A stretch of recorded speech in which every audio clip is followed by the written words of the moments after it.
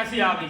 میں تو ساری عمر بدکار رہا ہوں، سیاکار رہا ہوں، خطاکار رہا ہوں، گناہگار رہا ہوں، لیکن میں دیکھتا ہوں کہ میری نیکیاں پہاڑوں کے برابر ہیں۔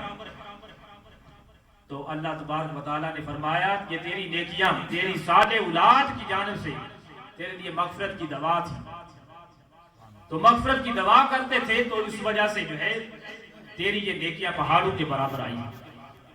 اب اپنا محاسبہ ہم کریں خود ہی، کیا ہم اس پر چل رہے ہیں؟ اگر نہیں چل رہے تو خدارا آج ہی محاسبہ کریں، کیونکہ یہ دنیا جو ہے عارضی دنیا ہے۔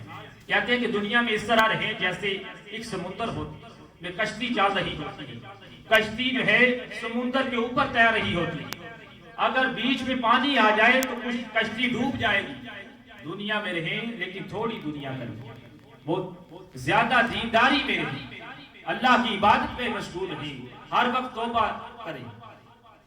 ایک چھوٹا سا واقعہ عرض کر کے اجازت چاہتا ہوں کہ حضرت خواجہ حسن بصری علیہ رحمہ وہ بصرہ کے بازار میں آپ کیا کرتے تھے؟ لوگوں کی خدمت کیا کرتے تھے، بھلائی کے کام کیا کرتے تھے۔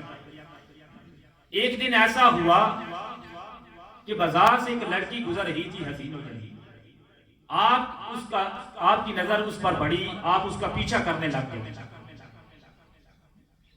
لڑکی جو تھی وہ رکی اور کہا، اے خواجہ حسن بصری، آپ کو شرم نہیں آتی کہ آپ میرا پیچھا کر رہے ہیں؟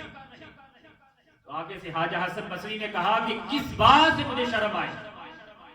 فرمایا کہ اس ذات سے، یعنی اللہ تعالیٰ سے جو نظروں کی حیا کو بھی دیکھتا ہے اور دلوں کی راز کو بھی جانتا ہے، اس ذات سے تمہیں شرم نہیں آئی؟ جب یہ بات کہی